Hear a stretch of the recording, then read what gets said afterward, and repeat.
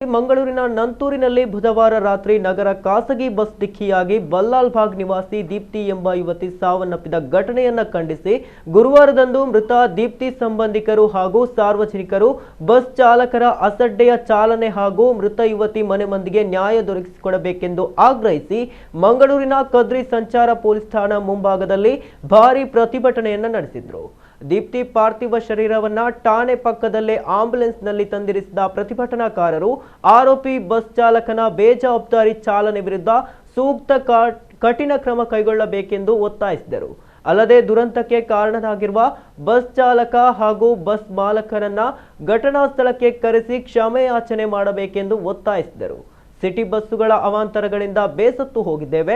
ನಗರದಲ್ಲಿ ಸರ್ಕಾರಿ ಬಸ್ಸುಗಳನ್ನು ಓಡಿಸಲಿ, ಖಾಸಗಿ ಬಸ್ಗಳಿಗೆ ಸ್ಪೀಡ್ ಬ್ರೇಕ್ ಅಳವಡಿಸಲಿ, ಬಸ್ಸುಗಳ ಅವಾಂತರಕ್ಕೆ ಪೊಲೀಸರು ಕಡಿವಾಣ ಹಾಕಲಿ ಎಂದು ಒತ್ತಾಯಿಸಿದರು.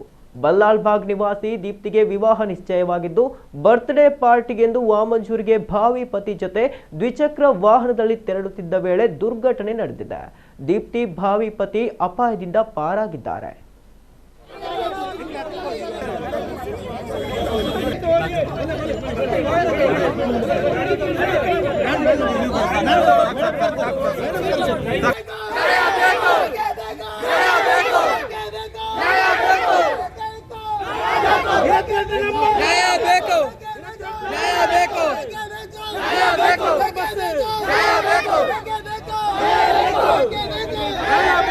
ಒಮ್ಮೆ ದನಿ ಬರಲಿ ಸರ್, ಡ್ರೈವರ್ ಮತ್ತು ದನಿ ಬರಲಿ, ಇಲ್ಲಿಗೆ ನಾವು ಹೋಗ್ತೇವೆ.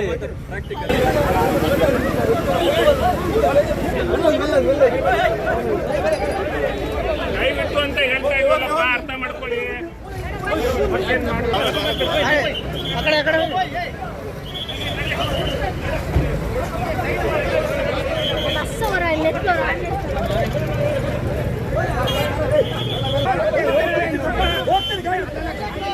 ಗಾಡಿ ಬದಿಗೆ ಗಾಡಿ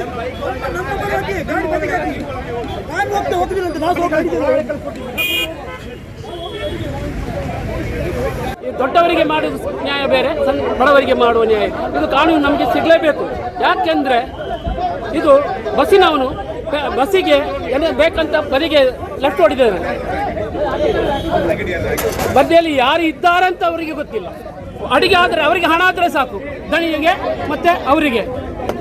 ನಮಗೆ ನ್ಯಾಯ ಸಿಗಲೇಬೇಕು. ಏನು ಇವತ್ತು ಸಿಟಿ ಬಸ್ಸುಗಳ ಒಂದು ಹಾರಾಟ ಇದೆ ಮಂಗಳೂರಲ್ಲಿ, ಇದು ಜನರಿಗೆ ತುಂಬ ತಲೆನೋವಾಗಿದೆ. ನಾನು ಸರ್ಕಾರದಲ್ಲಿ ಮನವಿ ಮಾಡುವಂಥದ್ದು, ಯಾಕೆ ಇವತ್ತು ಅವರ ಒಂದು ಮೃತದೇಹವನ್ನು ನಾವು ಇಲ್ಲಿ ತಂದು ಸ್ಟೇಷನ್ ಎದುರು ಒಂದು ಪ್ರತಿಭಟನೆ ಮಾಡಿದೆ. ಯಾಕಂದರೆ ನಮಗೆ ನ್ಯಾಯ ಬೇಕು.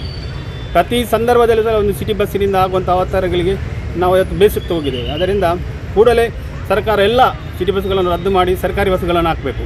ಹಾಗೆ ಇರುವಂಥ ಬಸ್ಗಳಿಗೆ ಅದಕ್ಕೆ ಸ್ಪೀಡ್ ಬ್ರೇಕರನ್ನು ಅಳವಡಿಸಬೇಕು. ಯಾಕಂದರೆ ಇವರ ಹಾರಾಟಗಳೆಲ್ಲ ಜೋರಾಯಿತು, ಪಬ್ಲಿಕ್ಕಲ್ಲಿ ಗಲಾಟೆ ಮಾಡುವಂಥದ್ದು ಕಂಡಕ್ಟರ್ ಡ್ರೈವರ್ಗಳು. ಅದಲ್ಲದೆ ನಿನ್ನೆ ಅಡಿಗೆ ಬಿದ್ದ ಸಂದರ್ಭದಲ್ಲಿ ಅವನ ಡ್ರೈವರ್ ಹೇಳ್ತಾನಂತೆ ಅದು ಇಂಥದ್ದೆಲ್ಲ ತುಂಬ ಆಗ್ತದಂತ ಮಂಗಳೂರಲ್ಲಿ. ಹಾಗಿರುವಾಗ ಒಂದು ಜೀವಕ್ಕೆ ಬೆಲೆ ಇಲ್ವಾ?